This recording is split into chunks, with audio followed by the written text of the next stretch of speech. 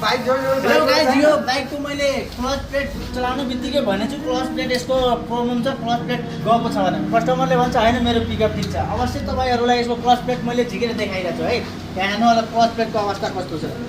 अब यहाँ हेर्नु पुरै यस्तो डढिसकेको छ है। यहाँ अझै हेर्नु यो यिनीहरू पुरै डढिसकेको छ है। अनि अरू कुरा कस्टमरको भनाइ कि मैले क्लच प्लेट चेन्जै गरेको छैन। सोरुमबाट आउँदाखेरि मकिनो कम्पनीको आउँदैन, यहाँ हेर्न सक्नुहुन्छ मकिनो कम्पनीको छ है। सोरुमबाट आउने भनेको एफसीसी कम्पनी हुन्छ है।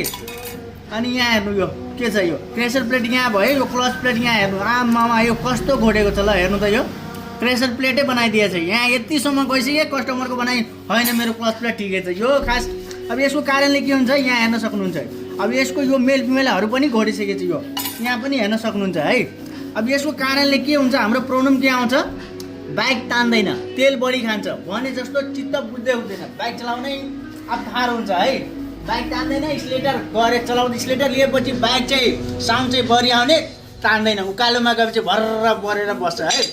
यसमा अर्को पनि प्रब्लम के देखियो गाइस, यहाँ हेर्नु होला यो भन्छ भर्खर 10 दिन पहिला मोबिल हालेछ है। यहाँ हेर्नु यसको अवस्था, यसमा पानी मिक्स छ है। यहाँ हेर्नु होला।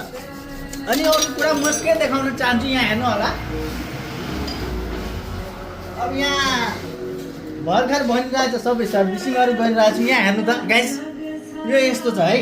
अनि यस्तो भएपछि के छ, यसको इन्जिनको अवस्था के हुन्छ यहाँ हेर्नु। अब यसमा यता देखाउनु त। अब यहाँ छ जस्तो कि यहाँबाट पानी यसमा छ है। यसको पानी यहाँबाट गएर यसरी एयरको पाइप दिएको हुन्छ, यहाँबाट गएर इन्जिनमा पानी छिरेछ। अब यो अवश्य म तपाईँलाई निकालेर देखाउँछु है। यहाँ हेर्नु होला यहाँ पानी कति निस्किन्छ ल। हेर्नु गाइस ल हेर्नु ल। अनि यस्तो जम्मा भएपछि यसको इन्जिनको भित्र गएपछि त यो इन्जिन पनि छिटै बिग्रिन्छ है। याद गर्नु होला तपाईँहरू, यो प्रब्लम चाहिँ अपाचे जस्तो 4B मा छ, अपाचे 4B 200 मा छ है। तपाईँहरू पनि आफ्नो बाइकमा यो चिज चाहिँ चेक गर्नु होला एयर फिल्टरको भित्र है गाइज। यस्तै भिडियोको लागि मेरो फेसबुक पेज चाहिँ फलो गर्नु होला, युट्युबबाट हेर्नुहुन्छ।